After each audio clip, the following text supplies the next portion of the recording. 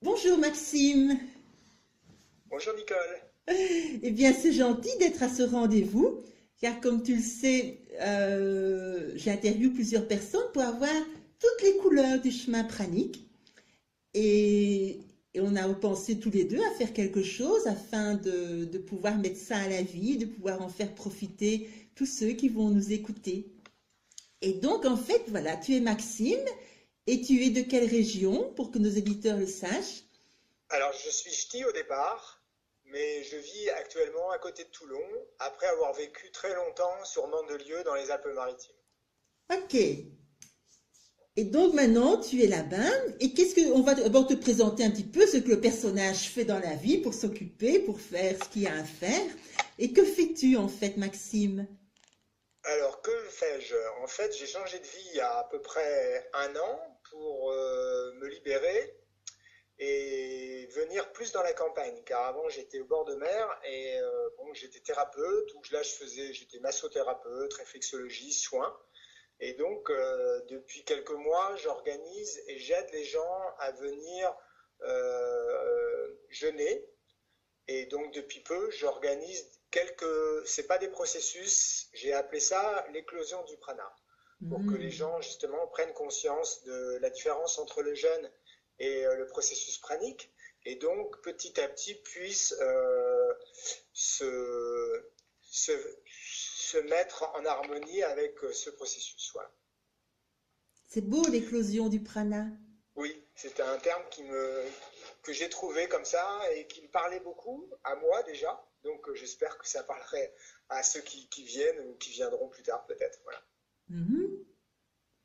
Et donc, Après, ta oui. question, c'était pas. Voilà, c'est ce que je fais, hein. Je fais rien d'autre en ce moment. Je fais quelques massages, mais on va dire que depuis presque un an, je suis voilà, en année initiatique ou sabbatique, parce que je fais pas énormément de choses, voilà, mais j'en profite. Eh bien, J'en souvent profite le pour prana nous rien. amène à faire cette pause, hein, c'est à un moment donné pour après laisser naître ce qui doit naître. Et donc, Oui. si tu fais l'éclosion du prana, s'il y a ça qui s'est mis en route, tu es pranique alors, point d'interrogation. Alors, on est tous praniques, bien Tout à sûr. On fait. est peut-être praniques à différents pourcentages. Après, ça fait donc un an et demi, 2 ans que j'ai rencontré le prana. Et je sens que je suis de plus en plus pranique, même si ça m'arrive de manger encore, ou surtout de boire des jus qui sont coupés. Voilà. Et tu as commencé ton histoire comment? Le prana est Alors, venu à la conscience, enfin, est venu te dire bonjour. Quand en alors, fait? ça fait des années que je suis sur ce chemin au niveau de l'alimentation, parce que, on va dire, j'ai eu quand même une vie un peu de débauché. J'ai eu d'abord des restaurants de toutes sortes, ou gastronomiques, mais aussi où on faisait la fête. Et donc, il y a des moments où je sentais que mon corps était engorgé au niveau des kilos, au niveau de la pensée, au niveau de plein de choses. Et pour essayer de rester clairvoyant, je ne savais même pas ce que c'était que le jeûne. Je prenais toujours une semaine chaque été, ou même des fois 2 fois dans l'année, où je partais tout seul faire 3 sports différents, en mangeant même peut-être pas une salade ou vraiment rien, ou en buvant du sirop vital. Je ne sais pas si tu as entendu parler de ça. Non. C'était une méthode que les skieurs suisses faisaient avant des compétitions, où ils se purgeaient avec un sirop d'érable avec du citron, et pour pas avoir froid, ils mettaient des piments. Et donc je prenais ça pendant 11 jours sans manger, et ça me purgeait. Mais voilà, je savais pas que c'était plus ou moins un jeûne, on va dire, comme une monodiète quelque part, mais avec du sucre en plus, qui était un peu aberrant, mais en fait ça fonctionnait très bien, parce Mais que alors, je perdais 10 kilos et je me sentais bien, mais après je faisais trop de sport à l'époque, donc j'étais fatigué après derrière. et cette petite recette alors, comme ça, si ceux qui nous entendent ont envie Alors, d'expérimenter, je c'est sais que ça quoi? existe dans les magasins bio, ça s'appelle le sirop vital. C'est un bidon qu'on achète, et ils vendent aussi, il n'y a plus que le citron bio à acheter, ils vendent même le piment qui est à côté dessus. Ah oui. Voilà, bon, après, moi je te parle de ça il y a au moins 30 ans, hein, donc, mais je pense que ça existe encore. Voilà, bon, c'était une des premières méthodes d'une équipe suisse, enfin, c'est ce qu'on m'avait dit, hein, je ne sais pas la vérité. Voilà, et donc après, Quand mon restaurant a brûlé, j'ai changé de vie au niveau de ma spiritualité. J'ai découvert vraiment des choses différentes parce que j'ai changé de métier. Bon, je ne vais pas tout raconter parce que ça prendrait un certain temps.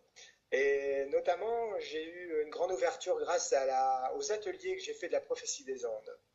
Et quand j'ai fait ces ateliers de la prophétie des Andes avec un livre qui s'appelait le chemin le moins fréquenté, j'ai découvert que je m'étais trompé sur tout depuis mon adolescence en fait, sur l'amour, sur pourquoi j'étais sur Terre et pourquoi je me bataillais tous les jours pour essayer de subsister. Donc, je suis parti en voyage initiatique à cette époque-là.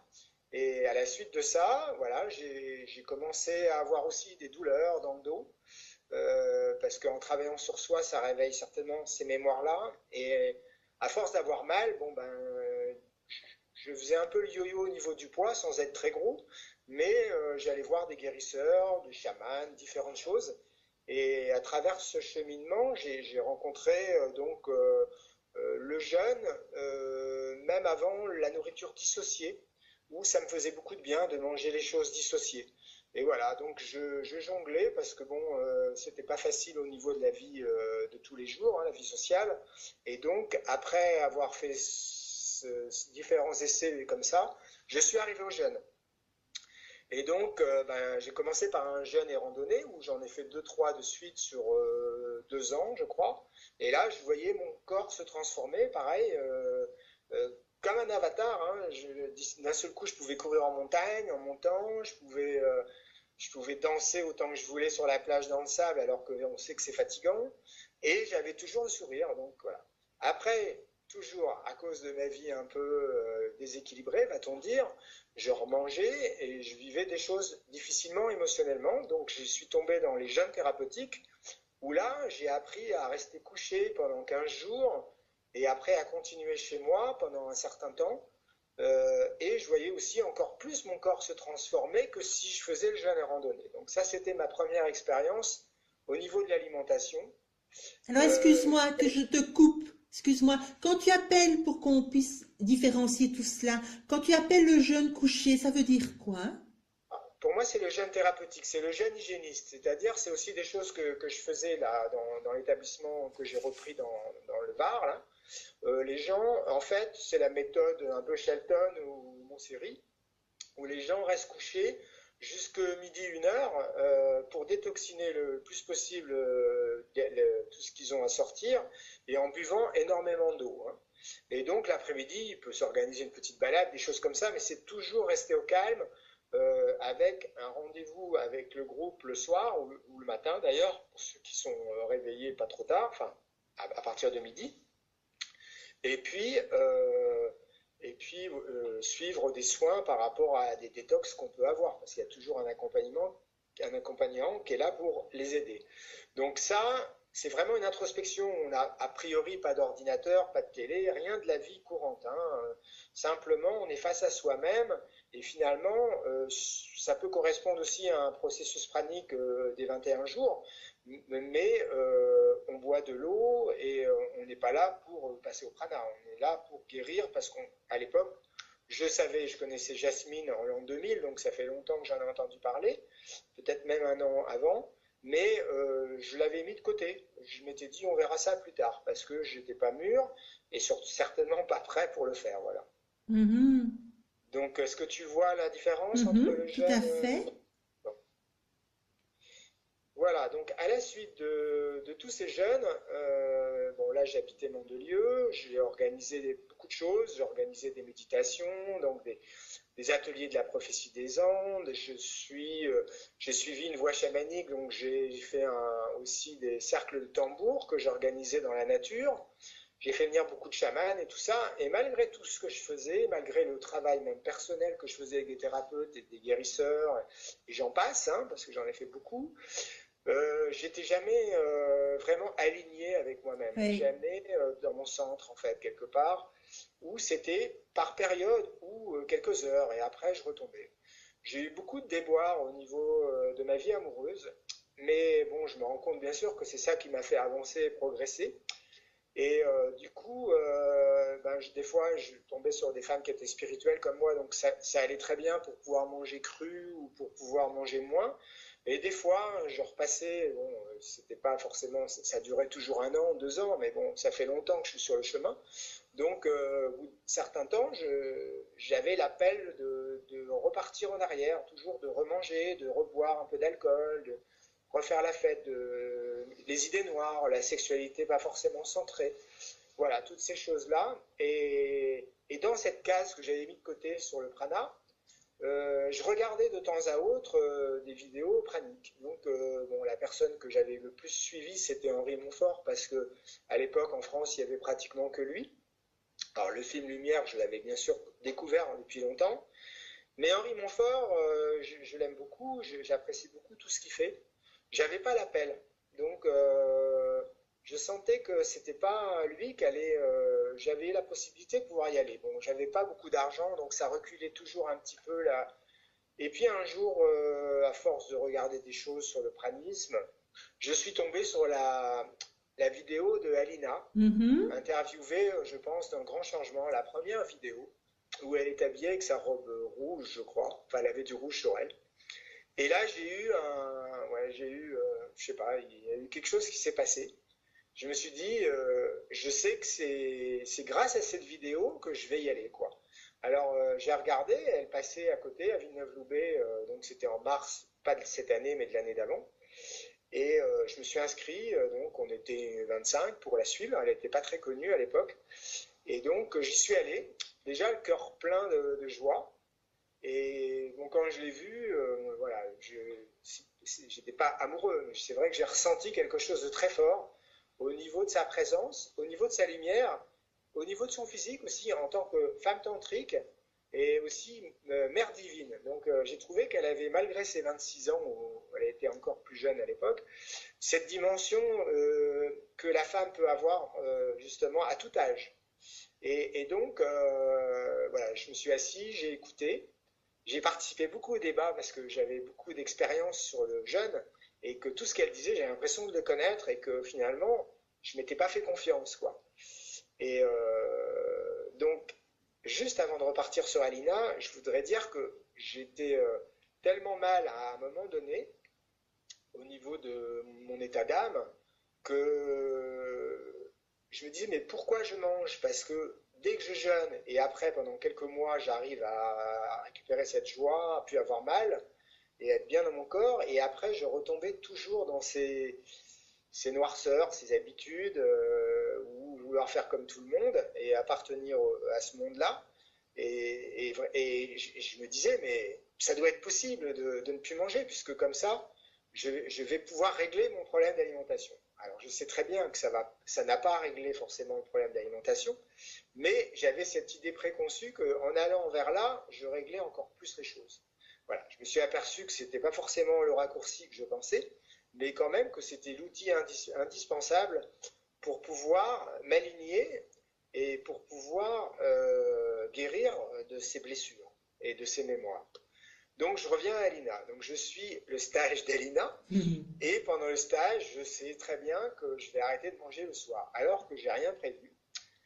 Donc j'ai heureusement eu l'intuition de prendre un soin le lendemain avec elle. J'avais un soin d'1 heure qui coûtait 50 euros en plus, donc c'est pas cher. Je me suis dit c'est vraiment donné, mais bon, j'étais très heureux. Et donc le soir, je suis rentré chez moi. J'ai repris ma voiture, je suis allé manger une énorme pizza à Nice, à Cannes, pardon, avec une bière, un café, enfin voilà, la totale, quoi. Je me suis dit, demain, après le soin, j'arrête de manger. Donc le matin, ben, j'avais pas faim, hein, jusqu'au soin qui était à 15 ou 16 heures, je sais plus exactement la date. J'ai eu mon soin, donc j'ai parlé avec elle, c'était vraiment une rencontre d'âme à âme et elle m'a mis en confiance. Et quand je suis sorti de là, j'étais sur orbite, comme on dit. C'était pas un autre homme, j'étais dans une, je sais pas, je sentais que tout était possible et que tout était faisable. Donc j'ai vécu, parce que je lui avais posé la question, est-ce que je fais le processus de 21 jours, vu que moi j'en avais fait déjà pas mal au niveau des jeûnes et tout ça. Et elle m'a dit, fais comme tu le sens.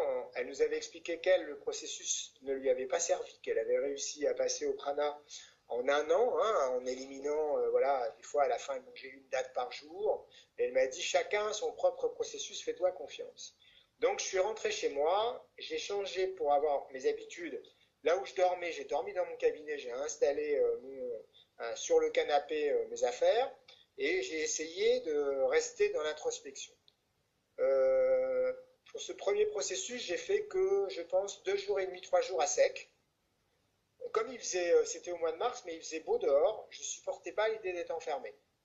Donc je me disais, bah, comme moi je peux faire mon processus, voilà, j'ai donné à mon corps un petit peu de, par rapport au processus à sec, voilà, j'ai fait quelque chose, mais je vais sortir pour bouger, pour déjà me nourrir du prana, entre guillemets, et vivre un peu comme tout le monde. Mhm. Donc, à la suite de ces 2 jours et demi, je pense qu'après, j'ai vécu comme n'importe qui. C'est-à-dire que déjà le troisième jour, j'allais faire des balades. Je prenais ma voiture, je faisais de la moto. Je crois que la première semaine, je ne pense pas avoir pris de massage. Mais la deuxième semaine, j'avais des massages, donc j'en avais déjà deux, trois. Pas trop, hein. Je les limitais, je prenais vraiment que les habitués. Mais bon, il fallait que j'aille avec ma table, donc voilà, j'étais en forme.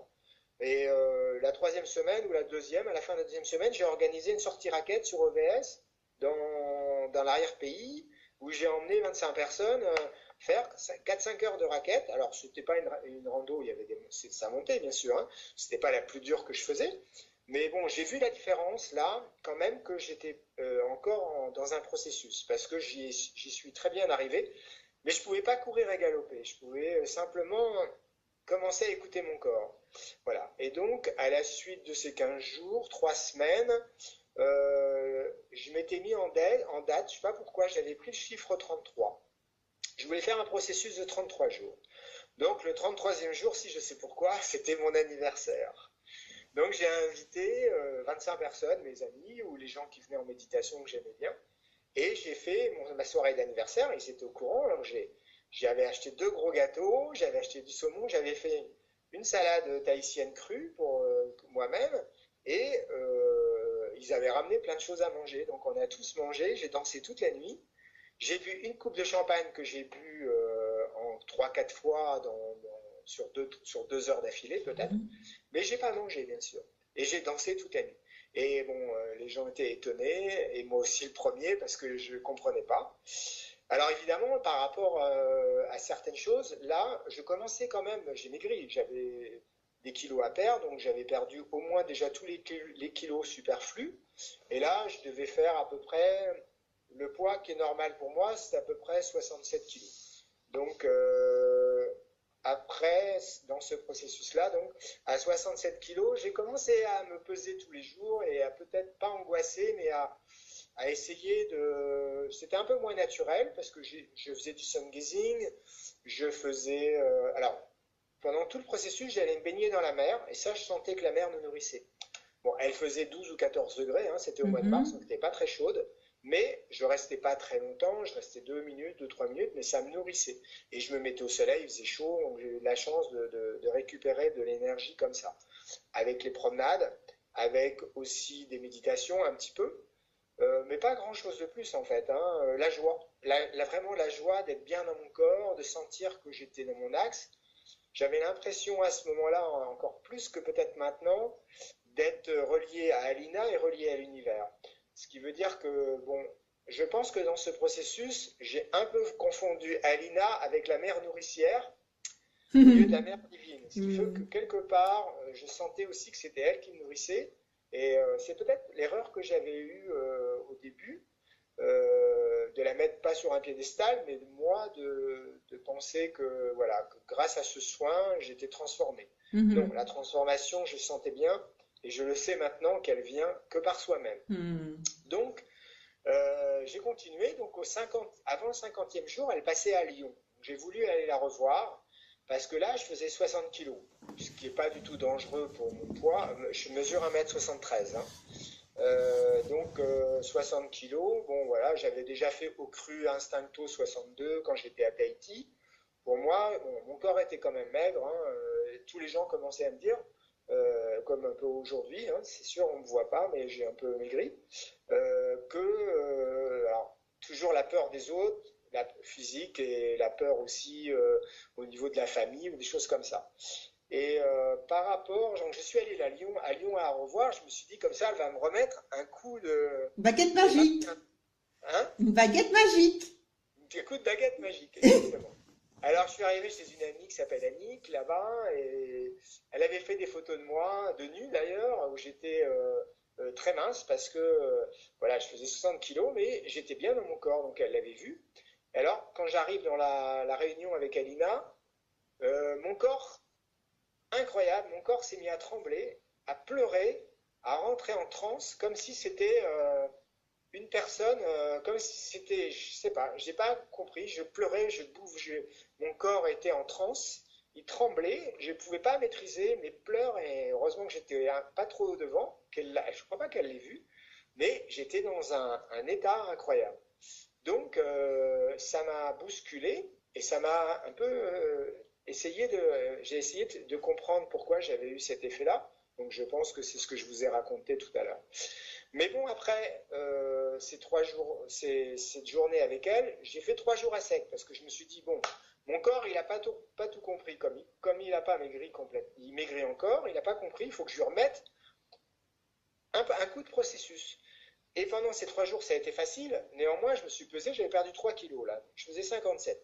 Donc là, 57, comme je devais aller voir mon fils, c'était les 20 ans de mon fils, 8-10 jours après, je me suis dit non, là c'est trop mince. J'ai eu certainement la peur de l'amaigrissement. Donc je remangerai chez lui. Donc je suis allé au 62e jour à Lille, où j'avais décidé de remanger pour son anniversaire. Mais j'étais toujours en super forme, j'étais bien. Il n'y avait que mon corps qui maigrissait.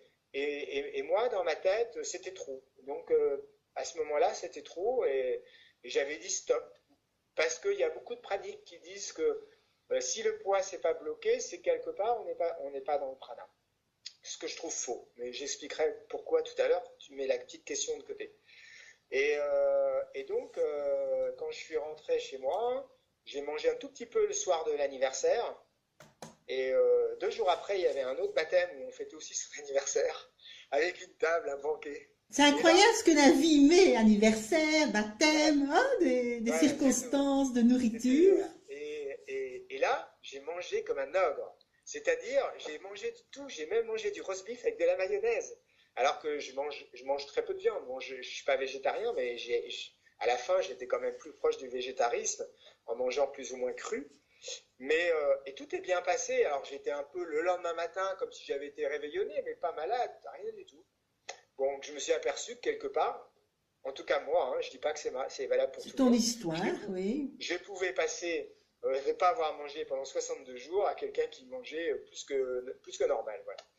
Alors, ça m'a interrogé sur ce que j'avais vécu. Et puis, j'ai voulu je me suis remis, je me souviens pas de tout parce que j'ai rien écrit, et j'ai fait des allers-retours. Au début, j'ai mangé pour reprendre quelques kilos, ça me rassurait un petit peu, et puis après, j'y retournais, voilà, je faisais des allers-retours.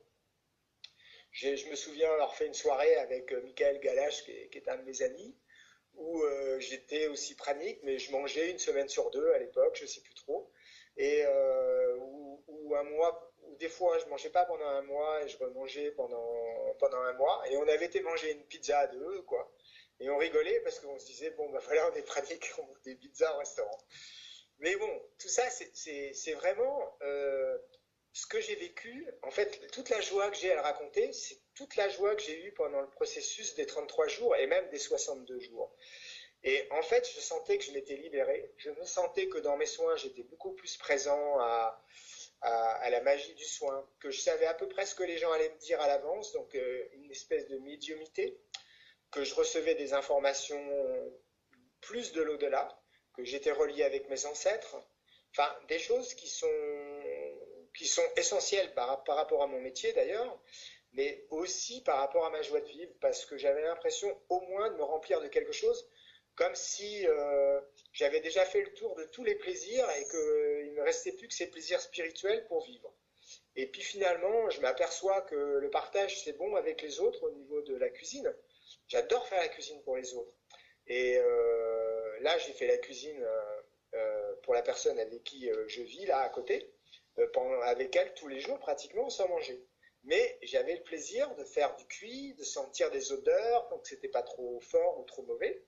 Et ça me nourrissait quelque part aussi. Et ça, je l'avais vécu avec Alina pendant le processus. Elle nous avait conseillé, donc je prenais des ananas, voilà, je me nourrissais des fruits. Je lui avais raconté d'ailleurs à l'Assemblée au 50e jour que même dans le train, j'avais eu comme une extase avec un pain bagna. C'est-à-dire que mon voisin était en train de manger un pain bagna et je sentais l'huile, le thon, le poivron, tout ce qu'il y avait dedans. Et j'avais raconté à Alina, je racontais, je leur disais, mais j'ai mangé toute la lumière de ce sandwich de cet homme. Et il ne devait plus rien lui rester dans son pauvre sandwich. Et Alina, qui a toujours le mot pour rire et la sagesse, a dit, mais il y a la lumière, tu as pris ce qui avait bon pour toi, et lui, il lui restait plein de lumière pour son sandwich. Voilà. Mais en fait, c'était vraiment pour la joie, parce que le fait d'avoir ces sens qui se développaient, ça me donnait ouais, quelque chose d'incompréhensible et en même temps extatique que je n'ai pas en mangeant. Alors évidemment, si je vais faire fondre un chocolat dans ma bouche, c'est délicieux.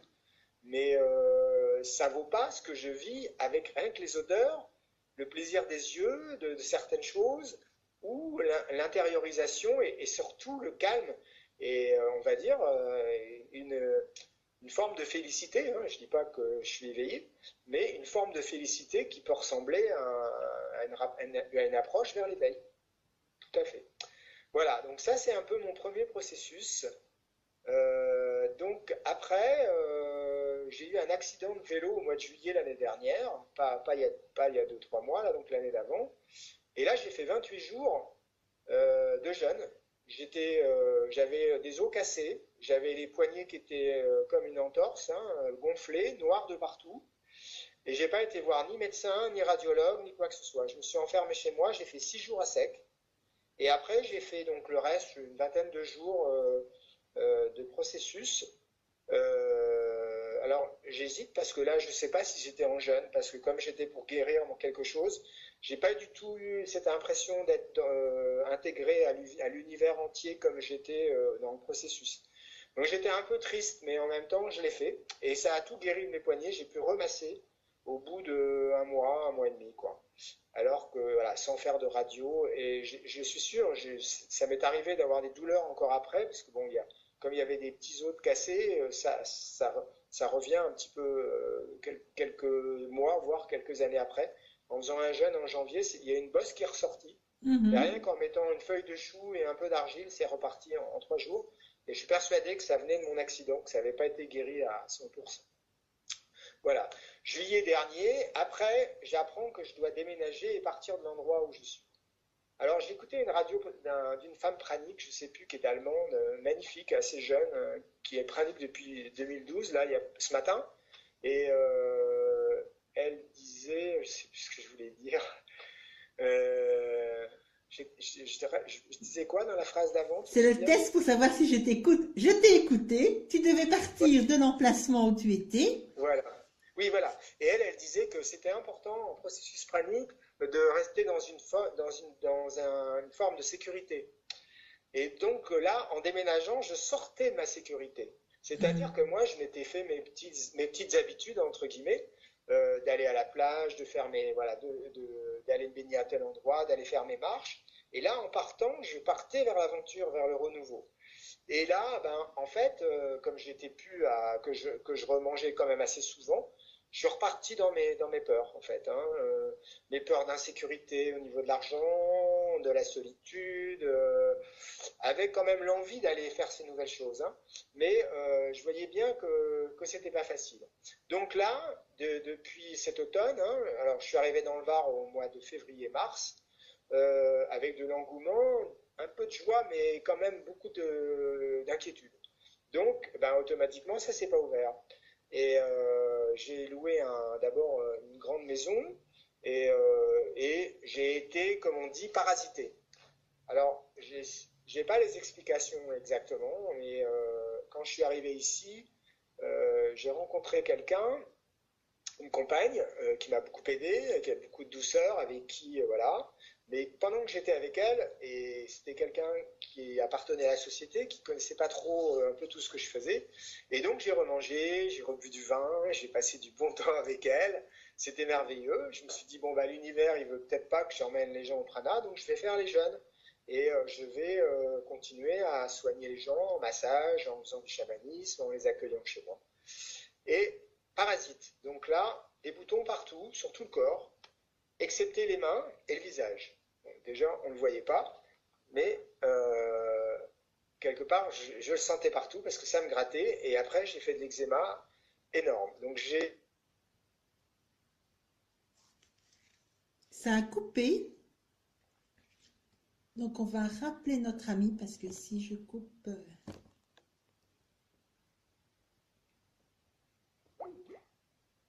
et on va le rappeler.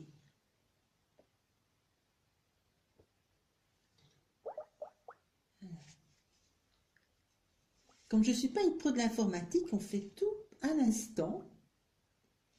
Et on va voir si notre ami nous répond. Parce que voilà. Maxime, Alors attends. ça continue à enregistrer. Je disais donc qu'on avait été coupé.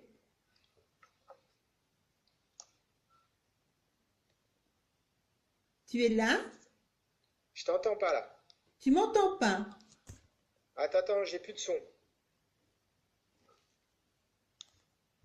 Tu m'entends? Je t'entends. Alors moi je t'entends plus. J'ai l'impression que j'ai plus de haut-parleur. Attends. Voilà. Tu m'entends là? Oui, voilà. On Voilà, peut non, je sais continuer. pas, ça a coupé. Oui. Ça a coupé, c'est pas grave? Non, c'est pas grave. Ok. C'est de l'instant. Voilà. Alors, j'ai décidé d'aller voir un médecin, chose que j'avais pas fait, à part un généraliste que je connaissais, mais c'était plus pour lui parler de ce que je faisais que de mes maladies, parce que je suis jamais malade depuis 10 ans, vu que je prends plus de médicaments, et que je crois que j'ai eu une fois la grippe il y a 5-6 ans. La grippe A, là, qui m'est tombée dessus pendant 24 heures, mais ça a été réglé. Même les gastro, je l'ai fait en une demi-heure, enfin en 2-3 heures, on va dire, et ça passe. Donc j'ai décidé d'aller voir un médecin par rapport à ces boutons. Et son diagnostic, à peine elle m'a regardé, elle me dit, vous avez la gale. Bon, j'avais rien sur les mains, je regarde sur Internet, ça correspondait pas du tout. Donc j'ai pas voulu prendre les médicaments, mais quelque part, j'ai fait la désinfection qu'elle m'avait dit, parce que je me suis dit, il y a peut-être quelque chose qui m'a... Donc il n'y avait pas trop de sous à l'époque, et ça m'a coûté très cher toute cette histoire, parce qu'après je suis allé voir 2 fois des dermatos, avec deux diagnostics différents. Un, c'était des punaises dans mon lit, donc j'étais à la course aux punaises, donc il n'y avait rien du tout. Et la deuxième fois, c'était la gale encore, une sorte de gale qu'ils ne connaissaient pas, mais que c'était possible. Donc voilà, et en fait, je crois avoir compris ensuite que j'avais été complètement empoisonné par l'eau du terrain où j'étais, où je m'étais pris des grands bains pendant très longtemps et on avait oublié de mettre les filtres.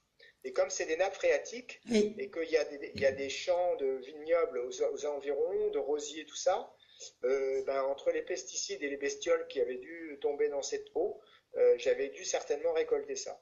Mais je pensais qu'aussi c'était dû à la détoxination encore de mon corps de certaines choses que je comprends pas. Donc je sais pas trop la vérité là-dessus. Pour moi, je vais mettre un petit peu des deux et que quelque part, je pense le fait d'avoir aussi repicolé entre guillemets, ça n'avait pas forcément aidé et que peut-être si j'avais été pranique, bien sûr, je l'aurais pas reçu. Et que si j'avais été dans une alimentation, on va dire, plus équilibrée, j'aurais peut-être pas eu le parasite. Voilà. Ça, on ne sait pas en fait, je crois. Parce que tu vois, des fois, on met le prana, mais il y a des choses qui se passent aussi avec le prana. Donc, je crois que... Oui, c'est possible, oui. Va savoir, comme tu dis. Peut-être que c'est le prana qui me l'a fait, je ne sais pas. Enfin, voilà, ça a duré quand même 2 mois et demi, 3 mois. Donc, ça a été très long. Et à la suite de ça, j'étais fatigué, de mauvaise humeur, plus envie, plus dans l'action, en fait. Hein. Bon, alors, pour sortir de cette maladie, j'ai refait 1 mois au jus de banane et j'ai refait un processus de 21 jours plus après des fruits. J'ai été frugivore pendant moins encore un mois. Et après, bon, je suis revenu avec ma compagne de l'époque, et donc j'ai remangé aussi comme elle, sans forcer par contre, voilà. Mais je voyais bien que j'avais des compulsions alimentaires. Plus l'été arrivait, plus je grossissais un peu, je me sentais moins bien dans mon corps, et je savais que je devais refaire un processus un jour ou l'autre, mais que ma priorité, c'était quand même ma priorité financière pour pouvoir joindre les deux bouts, essayer de payer mon loyer, essayer voilà, de profiter toujours aussi de la vie, parce que je pense que c'est important. Et donc, c'est passé en deuxième, en fait, Mhm. le prana. Et voilà, je suis arrivé comme ça jusqu'au mois de septembre, octobre, et donc je ne sais plus la date, donc ça fait à peu près maintenant, on va dire, je crois, 36 ou 37 jours que j'ai refait un processus où là, je sens que je suis comme dans l'état du premier processus, c'est-à-dire avec des différences, bien sûr, parce qu'il n'y a pas cette facilité que j'ai eue la première fois, mais en même temps, il y a beaucoup d'espoir et toujours cette foi qui est là, quoi. La foi est présente. La joie, elle est alternée, Mhm. mais selon les jours, selon les émotions que je peux vivre. Et donc, maintenant que j'ai l'habitude, j'ai plus peur ni de maigrir, ni de mourir. Je sais que ça n'arrivera pas. Je sais très bien que c'est des expériences, c'est une expérience que je fais comme d'autres ont fait. Et le fait de pouvoir, de temps à autre, je ne suis pas non plus omnibulé, regarder certaines vidéos de gens qui sont, que je ne connaissais pas, qui sont des nouveaux arrivés, me font beaucoup de bien parce que du coup, chacun donne ses petites astuces et on s'y retrouve en fait. On se dit, ah ben moi, voilà, j'en suis là et ce qu'elle a passé, je suis en train de le passer ou je l'ai dépassé la semaine dernière. Voilà, donc ça c'est génial, c'est quelque chose qui m'aide beaucoup. Donc en fait j'ai commencé un processus avec deux personnes chez moi qui sont venues en jeûne, alors dans l'esprit du prana. Il y en avait une qui voulait juste faire 15 jours, donc elle a fait 15 jours avec moi, elle était pareille hein, dans le prana. Une deuxième personne qui avait déjà aussi fait du prana, mais qui a eu beaucoup de difficultés de détox, donc qui a dû arrêter avant parce que finalement elle n'était pas prête. Voilà. Et à la fin de ces 15 jours, je me suis retrouvé encore seul là, euh, comme la première fois. Et là, je continue donc chez moi tout seul, dans une maison que je partage avec une amie, et où je vis plus ou moins calme. Mais quand je dis plus ou moins, parce que j'avais programmé le calme, ben évidemment que l'univers me fait bosser. Hein. Et c'est-à-dire que bon, il y a eu des bousculades, je ne vais pas rentrer dans les détails, mais il y a eu beaucoup de choses qui finalement m'ont empêché d'être dans mon centre et empêché d'être sans stress. Et je me suis aperçu que c'est grâce au stress que j'y arrive encore mieux. C'est-à-dire que, comme je l'ai déjà fait et que j'y crois, je me dis, mais l'univers est en train de me tester. Il m'envoie des choses difficiles à vivre sous différents plans et que ces plans me servent à intégrer des choses pour pouvoir encore plus manifester cette foi, manifester cette guérison à travers ce que je vis, c'est-à-dire des blessures et à travers, enfin, mes blessures et à travers peut-être des anciens schémas ou des choses karmiques, je ne sais pas. Voilà, donc avant-hier, j'avais une conférence sur le prana, par exemple, avec un groupe de personnes, et ben, toute la journée, mon chien a disparu. Je l'ai cherché pendant 5 heures. Et je courais, il y a des grandes serres dans la campagne, chez les voisins, à droite, à gauche, en disant, mais bon, voilà, ce soir, je vais arriver dans quel état pour faire ma première conférence sur le prana. Et finalement, bon, je l'ai retrouvé une heure avant la conférence, mais finalement, je me suis aperçu que c'était vraiment pour que je me centre sur l'indice, sur vraiment que je sois dans la foi, qu'il n'arriverait rien à mon chien et que je le retrouve. Et il m'a fallu du temps. Bon, j'ai senti que c'était quand même nécessaire que je fasse un effort pour le chercher. Mais au bout d'un moment, après avoir fait vraiment le tour autour, je me suis posé et je me suis dit, bah, adviendra ce qu'il advienne. S'il est parti, c'est qu'il doit partir, c'est que j'ai peut-être autre chose à faire ailleurs et que je ne pouvais pas l'emmener. Voilà. Mais Je en l'ai fait, retrouvé. c'est dans tout ce que tu dis, et d'après aussi le cheminement que je fais, c'est pour moi, je reviens. il n'y a pas d'attente ni quoi que ce soit, c'est vraiment être dans l'instant de ce qui est. Et pas dire que ça Exactement. va être meilleur ici, de là. On ne sait pas. On vit ce qu'il y a à vivre sans mettre de mots mauvais, pas Oui, oui, mauvais. On est malade, c'est pas bien. Non, c'est exactement. l'instant, Et c'est alors, sans. pour moi, c'est la grande difficulté parce qu'il y a cet instinct d'insécurité qui existe depuis toujours chez moi, hein. Même si j'ai Mhm. eu un moment beaucoup d'argent, un peu moins, il y a toujours cet instinct-là qui vient de blessures anciennes, hein, de mon papa, à qui j'ai pardonné, qui me disait t'es bon à rien. Donc cette chose-là est restée, même malgré le travail, toujours présente à mon esprit, ce qui fait que si je rentre dans un manque vis-à-vis de quelque chose, je vais voilà, je vais un peu ratisser ça. Alors maintenant, c'est beaucoup plus facile qu'autrefois, mais c'est présent.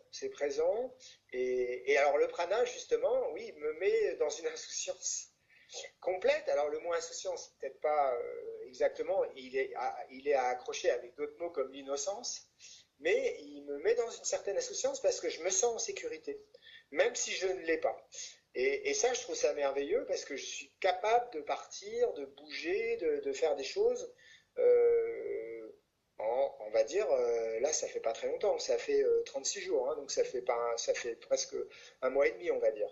Donc, le changement de comportement me paraît énorme, même si je l'ai déjà vécu. Et alors, c'est vrai qu'au prana, et ça, je m'en souviens la fois où j'ai fait les 2 mois et demi, là, je me souviens, j'y allais masser, l'important, donc j'arrivais chez la personne, j'avais oublié ma table, tu vois. Je faisais de la moto, je posais mon sac dans un café. Alors en moto, j'ai toujours très prudent, j'ai même un peu peur maintenant. Et ben quand je suis au prana, dans tous les sens, sans aller vite, hein, mais aucune peur, rien.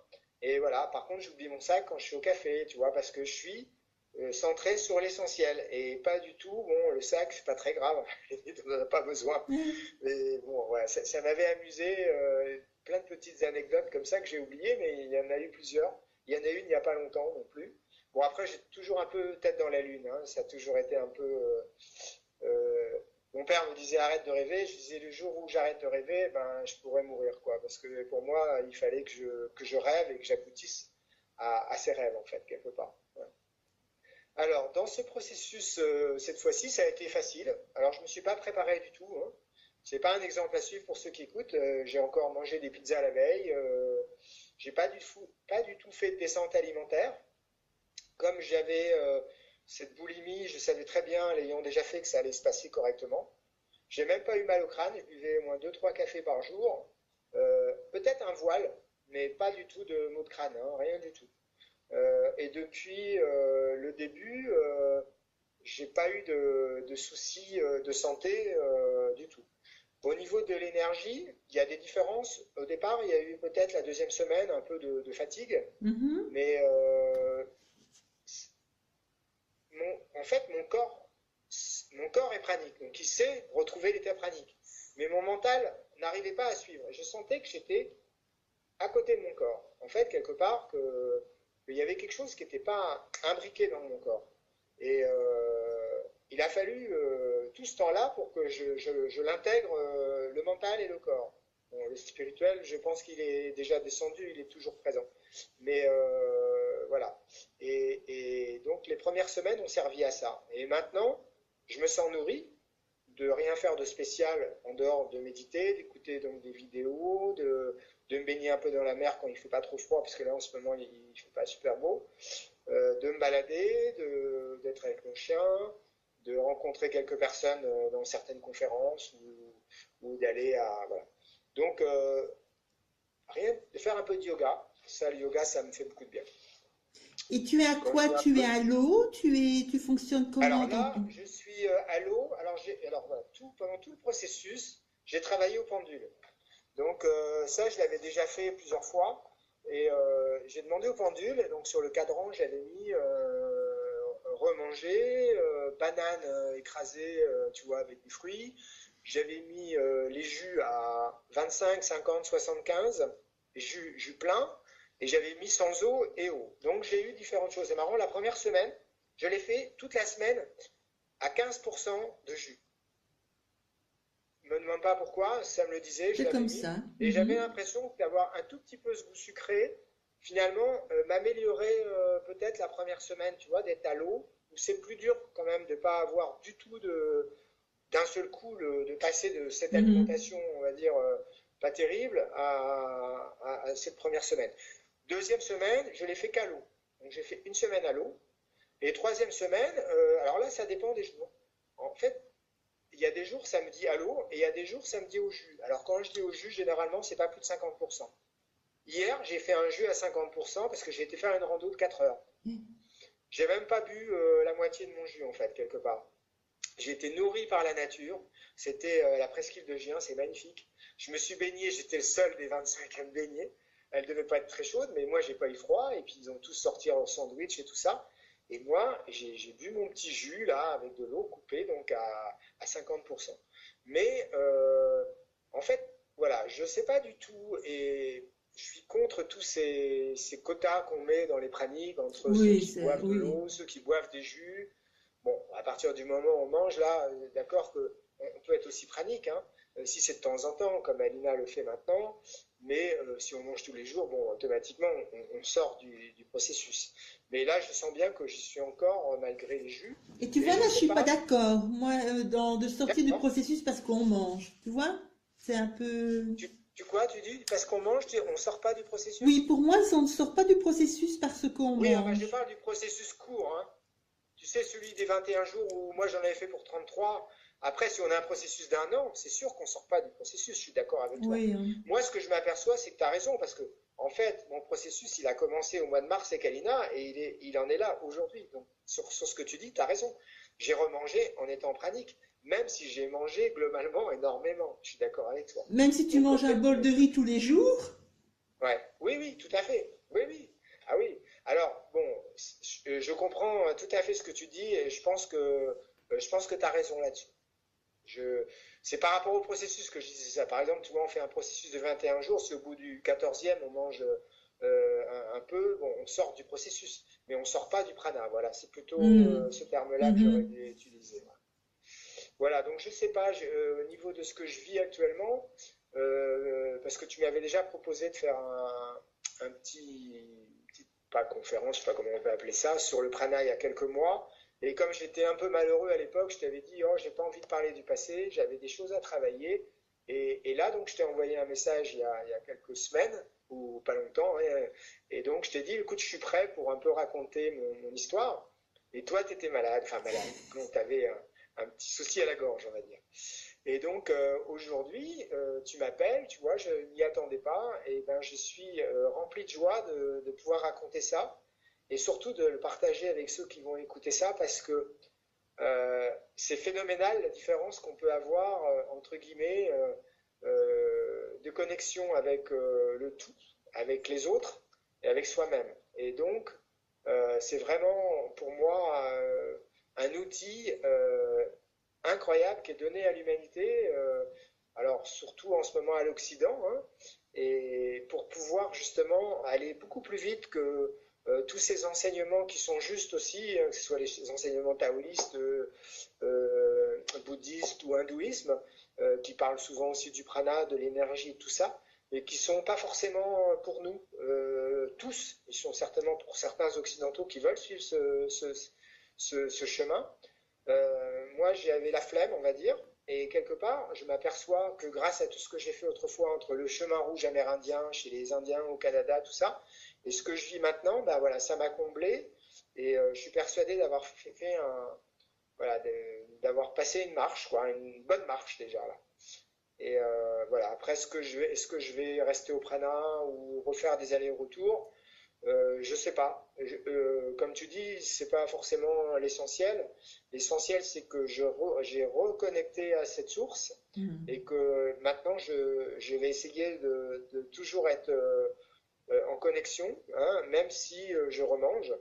Bon, j'espère quand même, au niveau d'espérance, installer le prana un peu plus longtemps et pouvoir donc le vivre peut-être avec juste quelques jus dilués, hein, pendant un certain temps, et puis peut-être arriver à passer à l'eau, ou peut-être arriver sans eau, mais peu importe. Après j'aimerais bien aussi pouvoir peut-être aussi reprendre du poids plus tard. Voilà, pour le moment, je suis à 63 kilos, donc ça va très bien. Mais voilà, comme je sais que mon poids de forme, c'est vers 76, 67. Mais bon, à 63, je me sens bien. Si je pouvais aussi rester à ce poids-là, ça serait pas mal. Voilà, bon, après, je sais pas s'il y a d'autres questions, parce qu'on a fait le tour des questions sur mon processus, là, peut-être. Non, je vois pas trop ce que j'aurais pas dit. Ce que je pourrais rajouter, c'est un peu aussi, tu vois, l'importance, qu'est-ce qui est important, on se le demande, mais c'est de voir, de manger ou pas manger, mais d'être dans cette liberté, de ne pas avoir peur parce qu'on ne mange pas. C'est pas la Oui, nourriture physique qui nous apporte cette énergie de vie, en fait. oui, oui. Et donc, Oui, on bah, mange ou qu'on moi, ne mange pas, qu'on mange une tartine et demain on ça, mange ouais, rien. mais ça, je l'ai plus du tout, la peur. Et alors, bon, je veux dire, depuis 20 ans maintenant, quasi 20 ans, je suis des gens dans un cabinet où souvent j'ai vu la problématique des gens au niveau de leurs relations émotionnelles. Alors, la relation de couple, j'ai eu beaucoup, beaucoup de femmes que j'ai suivies pendant. Je ne suis pas très longtemps, moi, je les vois deux, trois fois, et après, des fois, je les revois au bout d'un an ou deux, mais je les aide sur leur chemin à un moment donné. Et souvent, c'est relié justement au côté émotionnel du couple. Mais ce qu'on s'aperçoit, c'est souvent relié aussi à l'alimentation et aux pensées et à plein d'autres choses. Et donc, j'ai aussi massé beaucoup de personnes âgées qui étaient peut-être pas obèses, mais vraiment fortes et qui mangeaient rien et qui étaient vraiment malheureuses parce qu'elles étaient gonflées un peu fortes et que du coup elles avaient des douleurs un peu partout, elles ne pouvaient pas monter les escaliers et elles faisaient des fois des petits régimes, mais en fait elles ne maigrissaient pas.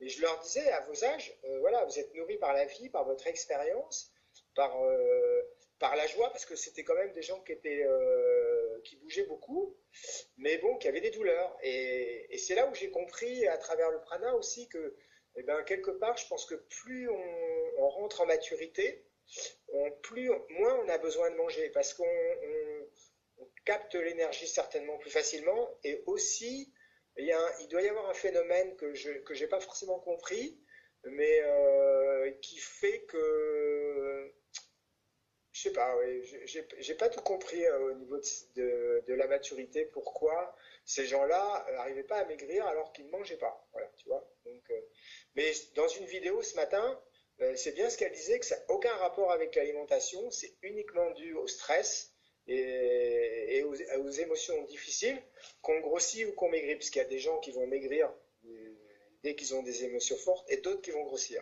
Hein, moi, si j'ai des émotions, je vais grossir, voilà. Donc j'ai pas peur de maigrir. Et ça peut changer aussi. Tu vois, moi, je mange Ça peut. quasi pas et je ne maigris pas et j'ai grossi. D'accord.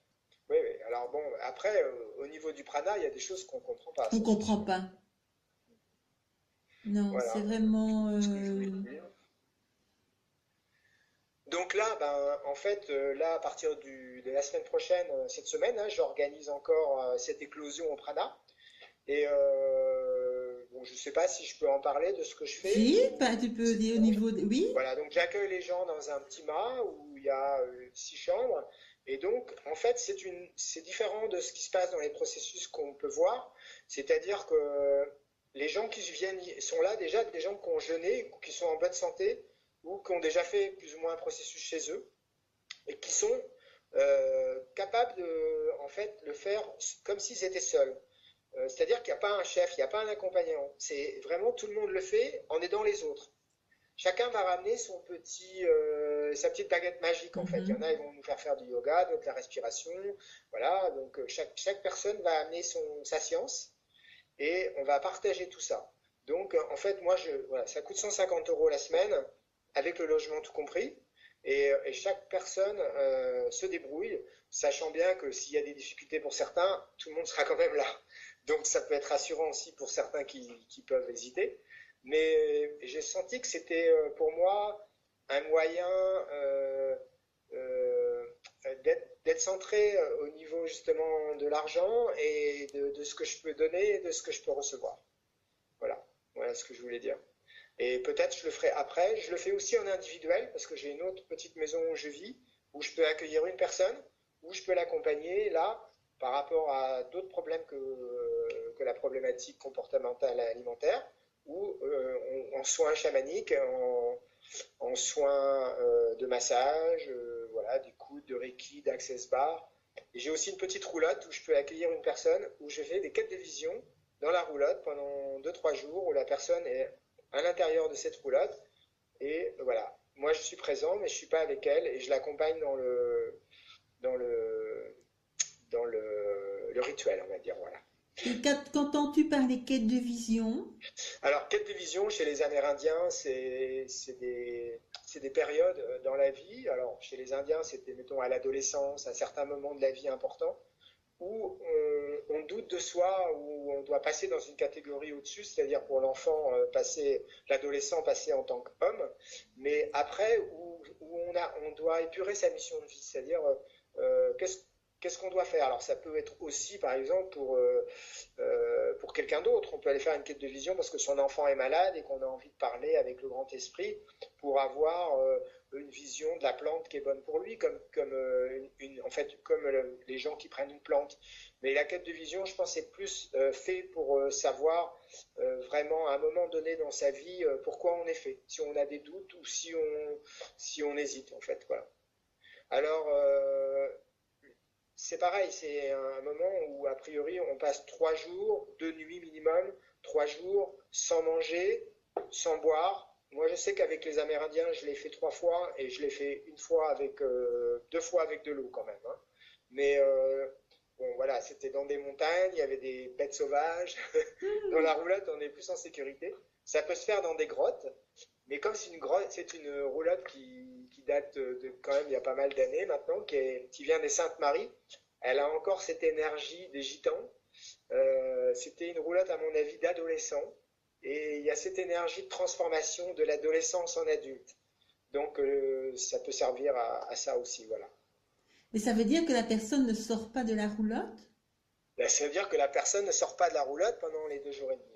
Elle reste comme dans un cercle sacré, où à travers ses prières, à travers sa méditation, elle peut faire ce qu'elle veut, elle peut chanter et sans manger, mais en restant à l'intérieur, voilà. Ça aurait pu très bien être ailleurs, mais bon, j'ai trouvé euh, cette idée-là bonne pour cet objet que j'aime en fait, hein, et je voulais pas que tout le monde dorme dedans. J'ai fait du Airbnb cet été dans la maison où j'étais parce que c'était calme, mais j'ai pas voulu que personne ne dorme dans la roulotte. Je l'ai préservé. Voilà. Mais ça veut dire que la personne, c'est un peu comme s'enfermer dans le noir. Un petit peu, mais là c'est pas du noir parce que c'est un peu comme dans un tipi ou une yourte, tu vois, le bois, il y a l'air qui passe en dessous, donc on peut avoir froid ou chaud, mais il est évident qu'il vaudrait peut-être éviter de le faire en plein juillet août ici. Il faudrait que la roulotte soit à l'ombre, ce qui est possible, hein, mais éviter les mois de grosse chaleur. Mais on a vraiment l'impression que vie, en plus ça bouge, donc c'est comme dans un bateau, et ça fait office de grotte en fait, hein, de trou noir, oui. Mhm. Mais elle n'est pas dans le noir. Elle n'est pas dans le noir. C'est pas comme Voilà. passer ces jours, 2 jours ou Non, 2 nuits non. dans le noir. Non, on pourrait la mettre en obscurité, mais bon, autant le faire ailleurs. Mhm. Voilà, bon, il y a plein d'autres choses à dire, hein, je suis sûr. Moi, ce que je voulais partager, c'était vraiment cette joie que j'ai. Et malgré ce que je vous ai expliqué au niveau de toutes ces émotions fortes, de rester dans cette joie-là, donc je saurais plus dire, ça doit faire 37 jours, je crois, je n'ai pas compté. Et je continue, bien sûr. Et là, j'anime le stage bientôt, donc je suis content aussi d'être dans cet état-là, parce que je vais les amener à être, pas comme moi, mais à se rapprocher de cette joie, en tout cas. Voilà. Et je voulais te demander, oui, au niveau de tes envies, comment ça se passe? Alors, mes envies, j'ai aucune envie au niveau de manger, tu parles? Oui. Non, j'ai aucune envie. Ça, je l'avais vécu aussi à mon, la dernière fois, j'ai senti que j'avais une envie pour quelque chose, mais je ne me souviens plus ce que c'était. Et ça m'a paru bizarre. Alors oui, le seul truc que j'ai envie, c'est d'un café. Parce que le café, c'est une boisson, c'est un liquide, comme si je pouvais sans être. Et j'ai souvent lu entre Henri Montfort, Jasmine et tout, qu'ils buvaient du thé et du café. Donc je me dis, s'ils l'ont fait, je peux le faire. Mais c'est pas une restriction. Et donc, ça m'arrive de temps en temps de prendre un café allongé pour partager avec des gens. Alors, des fois, je bois pas tout, mais au début, je le buvais pas. Finalement, maintenant, je m'aperçois. Ah, si, j'ai bu un chai chez Ama. J'ai bu un chai chez Ama, je suis passé dans les bras d'Ama, donc c'était merveilleux. Et je voulais pas passer. Et mon pendule m'a dit, il faut que tu passes. Alors que j'étais pas fâché avec Ama, mais que je voulais plus du tout y aller. J'y suis allé et ça a dû me faire du bien. C'est certainement que ça m'a fait du bien. Et j'ai bu le chai. Il est très bien passé. Ça m'a rien fait. Voilà. Donc Mais bon, essentiellement, c'est de l'eau pour toi. oui, des liquides avec peut-être si des jus, tu vois, mais Des jus, mais voilà, oui. croquer, mâcher, voilà, j'ai pas envie. Alors peut-être j'aurai envie dans un mois ou si je suis obligé à cause de. Mais ça sera. En fait, maintenant je vais plus regarder la maigreur, je vais regarder mon énergie. Mhm. Si j'ai de l'énergie, je vais accepter de descendre encore un peu parce que je sais qu'après je pourrai remonter. Après, si je vois que mon énergie baisse, je suis pas fou, donc là, je vais remanger direct, hein.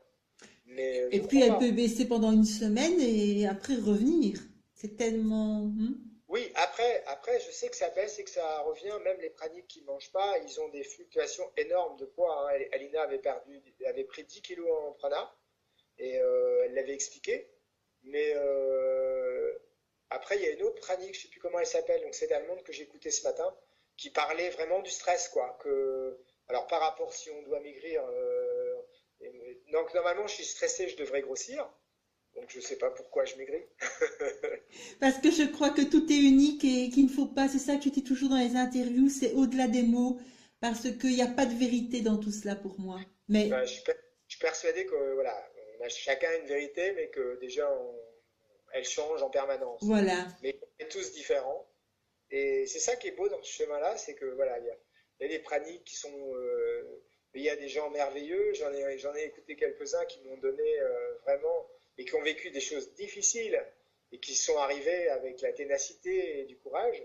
Enfin, arrivés pas forcément au prana, mais à cette sensation de d'être là où on est, quoi, là où on arrive dans cette félicité, dans son centre.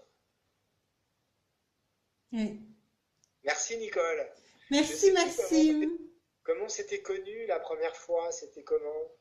Je crois que tu as C'était. écouté une vidéo, ma première vidéo que j'ai Oui, été c'est ça. faite, et puis on s'est skypé, et puis Oui, voilà. et moi je n'étais pas bien, c'était à l'époque des boutons, ou juste avant, Oui, je c'était les crois, hein. boutons. Et tu m'avais rassuré, tu m'avais dit, ah, ça va passer, tout ça, je me souviens.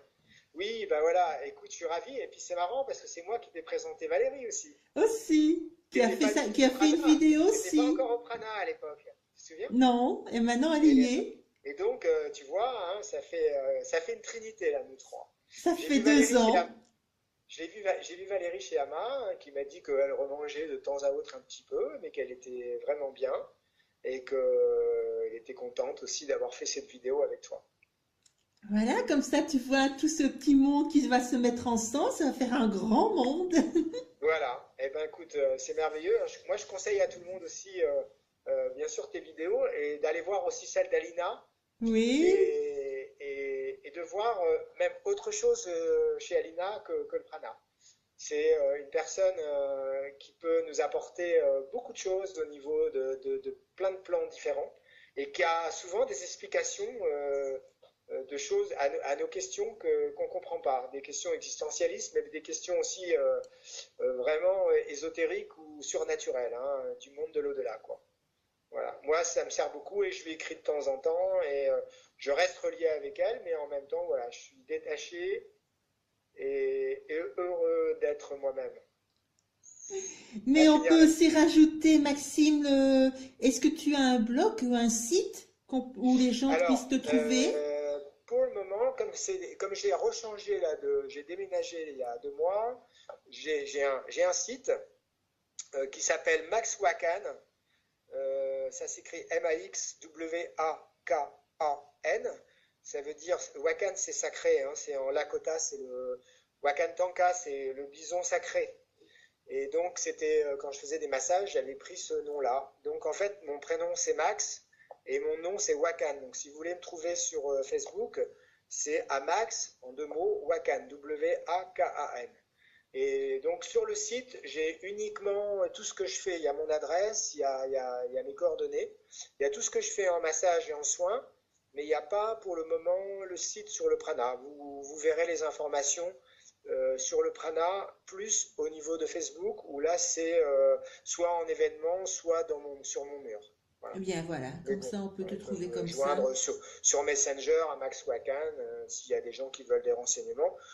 Je peux aussi accompagner des gens, même gratuitement, au niveau des conseils pour faire des processus à la maison. Voilà, tant que je ne suis pas débordé, j'adore aider. Et puis ça me fera plaisir. Le message est passé. Voilà. Hein?